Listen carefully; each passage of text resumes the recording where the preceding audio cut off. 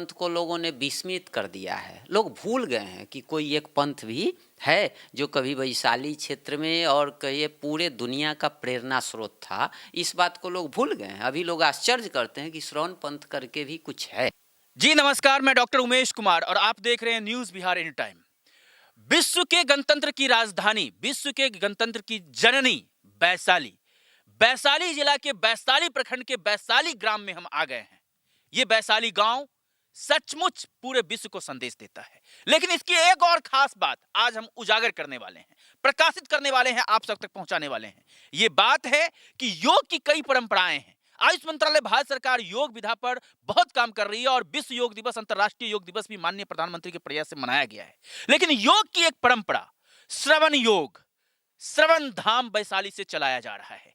ये खेत खलिहान, ये मैदान, ये पपीते के छोटे छोटे वृक्ष, सरसों और आलू के ये फसल, ये चिरचिरी के पेड़, ये छोटी छोटी बाग बगीचे, सदाबहार, गुलाब और एलोवेरा के ये पेड़, ये सारी चीजें बयान करती हैं बथुआ साग से लेकर दूब घास तक, ये सब संजा करके रखा गया है श्रवण धाम परिसर में।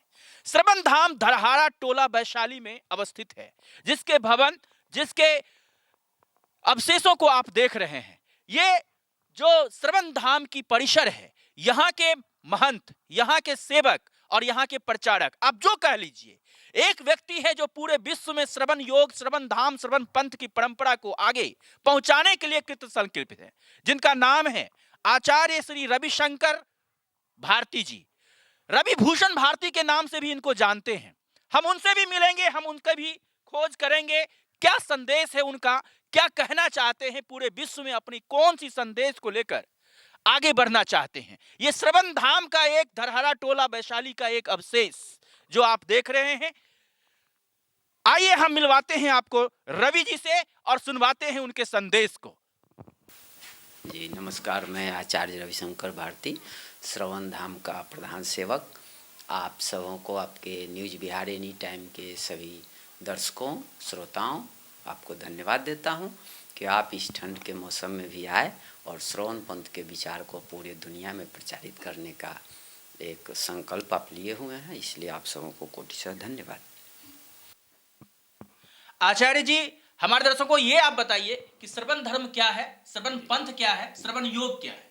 जी ऐसा है कि जब से सभ्यता की शुरुआत हुई, हमारे मानव जाति ने कोई न कोई नियम बनाया, कुछ नियम बनाए गए जिसको कि कान के माध्यम से सुना गया। तो सुनने की इस प्रक्रिया को श्रवण कहते हैं।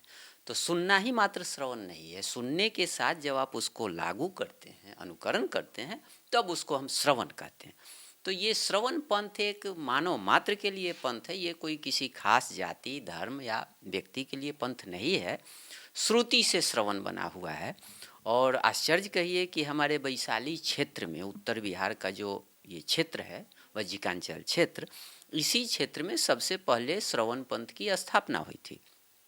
और बाद में नैमिषारण्य में जब ऋषियों का एक महासम्मेलन हुआ था, आप भागवत पढ़ेंगे तो पता चलेगा, तो वहाँ नारद जी ने श्रवण धर्म को सबसे बड़ा धर्म बताया। इसका श्लोक संख्या है नारद महात्म्य, ये देवर्षि और भक्ति संवाद में। पहले ये बताइए श्रवणवर्ती कौन होते हैं और इसके गुरु कौन हैं? श्रवण धर्म के गुरु कौन हैं? जी, श्रवण पंथ के, वैसे श्रवण धर्म ये मानव मात्र का धर्म है, सनातन व्यवस्था है, इसका कोई विशिष्ट गुरु नहीं है।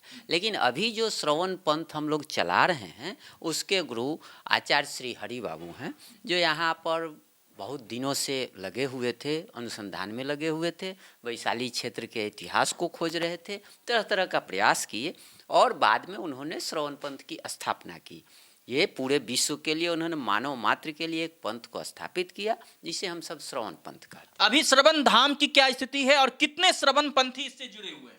देखिए, श्रवण पंथियों का कोई कागजी लेखा जोखा नहीं है, ये एक विचारधारा है। बहुत से लोग इसको मानते हैं और आत्मा से मानते हैं, वो दिखावा नहीं करते हैं। कोई आगे क्या कार्यक्रम है और किस तरह से संदेश आप फैलाना चाहते हैं दुनिया? ये आगे का कार्यक्रम यह है कि 25 जनवरी के करीब में, ठंड का मौसम थोड़ा अच्छा हो जाए, दुरुस्त हो जाए, तो हम सब एक प्रेस कॉन्फ्रेंस करने वाले हैं और गुरु जी के चौथी पुण्यतिथि पर हम सब एक बहुत बड़ा सम्मेलन करने वाले हैं। ये श्रवणपंथियों का अंतर्राष्ट्रीय सम्मेलन होगा। इसमें एक श्रवण संहिता हम लोग रखेंगे विचार के लिए, मानव जाति की सेवा के लिए, और इसको मिला करके हम सब एक बड़े आंदोलन की तैयारी। आपने कहा श्रवण संहिता की बात, तो ये श्रवण संहिता लिखित रूप में है या श्रुति रूप में? हाँ, कुछ कुछ तो लिखित रूप में भी है और कुछ जो है सो अभी संकलन के प्रोसेस में है, प्रक्रिया में है। तो ये वेद और उपनिषद में भी, इतिहास में भी इसकी चर्चा पूर्व में है? बेशक है। कुछ श्लोक और कुछ उद्धरण के द्वारा बताएं। एक उदाहरण हम दे सकते हैं। फिलहाल ये भागवत का है 6/76 वो श्लोक संख्या है। ये भागवत महात्म्य में आता है, श्रवणम सर्वधर्मेभ्यो वरम मन्ये तपोधना वैकुंठस्थो यतः कृष्ण श्रवणाद्यस्य लभ्यते। मतलब हे भक्ति, हे लोगों, हे मुनिवरों, श्रवण धर्म सबसे बड़ा धर्म है और वैकुंठ में स्थित कृष्ण भी श्रवण पंथियों को प्राप्त होते हैं। मूल सार क्या है श्रवण धर्म का? श्रवण धाम से आप कौन सी विचारधारा प्रचारित करना चाहते हैं? एक दो पंक्ति में अगर हमारे श्रोताओं को बताएं। मूल सार तो ये है कि श्रवण पंथ के अंतर्गत 3 देव मुख्य हैं, आत्मदेव, कुलदेव और ग्रामदेव। ये कौन से देव हैं और इसका क्या काम है? आत्मदेव, ये तो पूरे संसार का मूल आत्मदेव है। मतलब आप हैं तो पूरा संसार है, आपका कुल है मतलब परिवार है तो पूरा संसार है, और यदि आपका गांव है तो समझिए सारा विश्व आपके साथ। आत्मरक्षितो कुल रक्षितो राष्ट्र रक्षितो इति ग्राम रक्षितो इति श्रवण धर्म। इति श्रवण धर्म। ऐसा हम कह सकते हैं। आत्मरक्षितो कुल रक्षितो ग्राम रक्षितो इति श्रवण धर्म। ऐसे तो हम देखते हैं कि कुल देवी की पूजा हिंदू धर्म के लोग भी करते हैं, ग्राम देवता की पूजा भी करते हैं, और आत्म संतुष्टि के लिए ही ये पूरी दुनिया यत्नशील रहती है। तो क्या यही श्रवण धर्म है, यही श्रवण योग है? बिल्कुल यही है। मतलब आप जितने भी ग्राम देव हैं, ग्राम देव का अर्थ जो ब्रह्म स्थान है, हर एक गांव में आप देखेंगे तो एक ब्रह्म स्थान है। असल में श्रवण पंथियों का वही केंद्र है।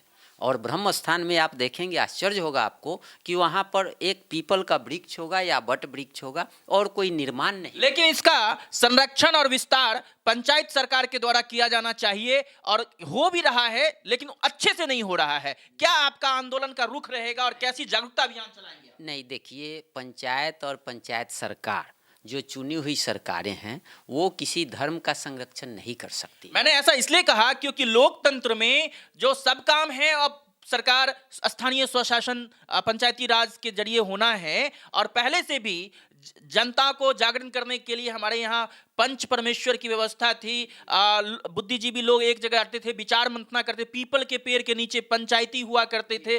तो ये सब न्याय और समाज के विकास और समाज के एकताकरण करने के लिए, एकीकरण करने के लिए ये सब एक माध्यम हुआ करता था और सुविचार फैलाने का। तो क्या लगता है कि श्रवण पंथियों को फिर वो परंपरा को जिंदा करना पड़ेगा? जी हाँ, मतलब ये है कि जो भी ब्रह्म स्थान है, जहाँ कहीं भी पीपल, बट वृक्ष, पाकर वगैरह जो वृक्ष हैं वो सभी हमारे लिए ब्रह्म स्थान के तुल्य हैं। सभी ब्रह्म स्थान ही हैं, ब्रह्म का वास है वहाँ।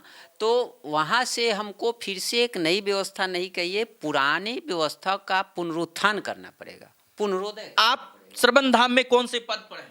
अभी तो हम प्रधान सेवक हैं, क्योंकि श्रवण पंथ को लोगों ने विस्मित कर दिया है। लोग भूल गए हैं कि कोई एक पंथ भी है जो कभी वैशाली क्षेत्र में और कहिए पूरे दुनिया का प्रेरणा स्रोत था। इस बात को लोग भूल गए हैं। अभी लोग आश्चर्य करते हैं कि श्रवण पंथ करके भी कुछ है।